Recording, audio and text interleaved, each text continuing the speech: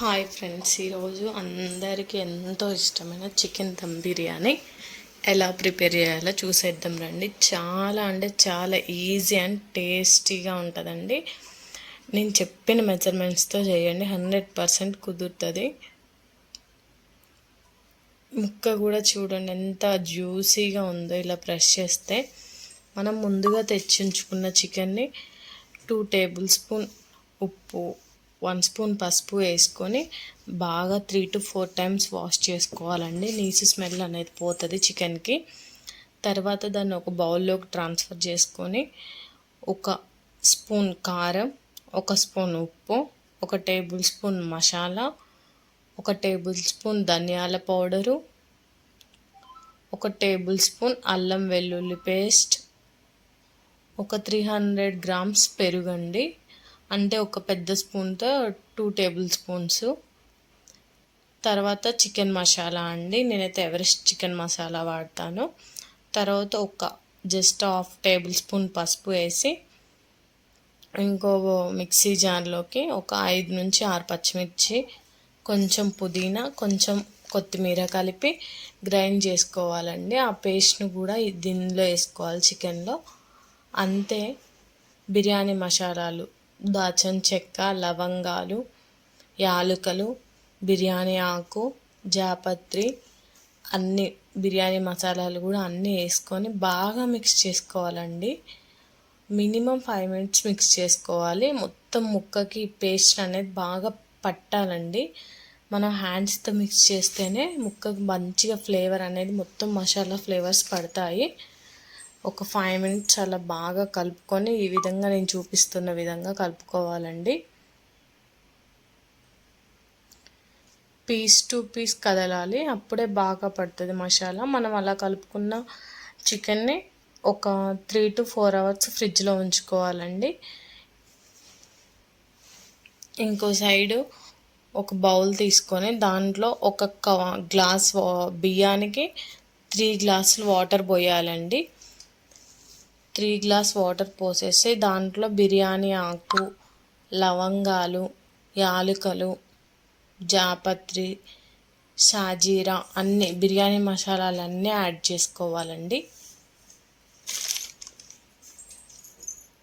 బిర్యానీ మసాలాలన్నీ యాడ్ చేసుకొని ఫైనల్ ఒక 1/2 table spoon or table spoon మన ఇష్టం అండి. నెయ్యి ఎక్కువగా యూజ్ చేసే వాళ్ళైతే టేబుల్ స్పూన్ ఎక్కువ వేసుకుంటేనే బాగుంటుందండి ఫ్లేవర్ అనేది, నెయ్యి ఫ్లేవరు. 1 టేబుల్ స్పూన్ నెయ్యి వేసుకొని గ్యాస్ మీద పెట్టుకోవాలండి. ఆ వాటర్ బాయిల్ అయ్యేలోపు మనం ఇంకో గ్యాస్ మీద మందటి బౌల్ పెట్టుకోవాలండి. ఎందుకంటే దమ్ బిర్యానీ కాబట్టి పల్చడిది పెడితే మాడిపోతుంది. మందటి గిన్నె పెట్టుకొని 1 టేబుల్ స్పూన్ నెయ్యి, 1 టేబుల్ స్పూన్ ఆయిల్ వేసుకొని మనం ఒక 2 ఆనియన్స్ని సన్నగా కట్ చేసి ఉంచుకోవాలండి. సన్నగా కట్ చేసి ఉంచుకున్న ఆనియన్స్ని బాగా గోల్డెన్ కలర్ వచ్చే వరకు బాగా ఫ్రై చేసుకోవాలండి.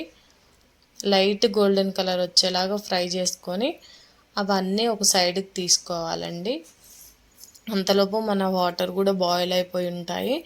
సో మనం ముందుగా కడిగి ఉంచుకున్న 1 గ్లాస్ బాస్మతి రైస్ని తీసుకొని ఆ వాటర్లో వేసేస్తే అవి ఉడుకుతూ ఉంటాయండి. అంతలోపు మనం అదే బౌల్లో ఇంకొంచెం ఆయిల్ యాడ్ చేసుకొని కాజు ఒక 10 నుంచి 15 కాజులు తీసుకొని బాగా వేయించుకోవాలండి. లైట్ గోల్డెన్ బ్రౌన్ కలర్ వచ్చేదాకా కాజును కూడా వేయించుకొని అవి కూడా సైడ్కి తీసుకోవాలండి. మనం ముందుగా మ్యాగ్నేట్ చేసి ఉంచుకున్న చికెన్ని తీసుకొని దాన్నంతా ఒకసారి మళ్ళీ కలిపి మనం ముందుగా ఫ్రై చేసుకున్న ఫ్రైడ్ ఆనియన్స్ని కూడా వేసుకొని ఒకసారి కలుపుకోవాలండి. మళ్ళీ ఒక 2 minutes కలుపుకున్న తర్వాత మనం ఇందాక వేడి చేసుకుంచుకున్న ఆయిల్ బౌల్లోనే కొంచెం మసాలా దినుసులన్నీ వేసుకొని లైట్గా జస్ట్ 1 minute ఫ్రై అవనివ్వాలండి. ఫ్రై అయ్యాక గ్యాస్ కట్టేసి అదే బౌల్లో మనం ముందుగా మ్యాగ్నేట్ చేసి ఉంచుకున్న చికెన్ ఇట్లా 1 లేయర్ లాగా అప్లై చేయాలంటే దానిపైన ఫ్రైడ్ ఆనియన్స్ని ఒక లేయర్ లాగా అప్లై చేయాలి. కాజును కూడా ఒక లేయర్ లాగా అక్కడొకటి అక్కడొకటి అప్లై చేయాలండి. ఇలా అప్లై చేసుకొని ఉంచుకున్నాక కొంచెం కొత్తిమీర పుదీనా కూడా అప్లై చేసుకోవాలండి, ఒక లేయర్ లాగా. ఇది ఇలా సైడ్కి పెట్టుకొని మనం రైస్ ఉడికిందో లేదో ఒకసారి చెక్ చేసుకుందామండి. ఆల్మోస్ట్ మన రైస్ కూడా ఉడికిపోతుంది. జస్ట్ 70% కుక్ అవ్వాలండి, 100% కుక్ అవ్వద్దు. 70% ఎలా కుక్ అవ్వాలంటే మనం ఇలా ఒత్తి చూస్తే 2 ముక్కలు కావాలండి బియ్యపు గింజ, అలా అయితే 70% కుక్ అయినట్టు. సో ఆ రైస్నంతా మనం వడగట్టుకొని మనం చికెన్ పేర్చుకున్న బౌల్లోనే ఒక లేయర్ లాగా చల్లుకోవాలండి. దాని మీద మళ్ళీ కట్ చేసిన కొత్తిమీర, ఫ్రైడ్ ఆనియన్స్, పైన కాజు, ఇలా ఒక లేయర్ లాగా చికెన్కి అయితే ఎలా అప్లై చేసామో లేయర్స్ వైజ్గా అలా అప్లై చేయాలండి అన్నం మీద కూడా. నేనైతే ఫుడ్ కలర్ కోసం ఆర్టిఫిషియల్ ఫుడ్ కలర్ ఏం తీసుకోవట్లేదండి. న్యాచురల్గా మన ఇంట్లో దొరికే పసుపు ఒక 1/2 టేబుల్ స్పూన్ వేసుకొని వాటర్ యాడ్ చేసుకొని చల్లుకున్నానండి ఫుడ్ కలర్ లాగా. ఫైనల్గా 1 టేబుల్ స్పూన్ గీ అయితే మొత్తం చల్లుకున్నానండి బిర్యానీ రైస్ మీద.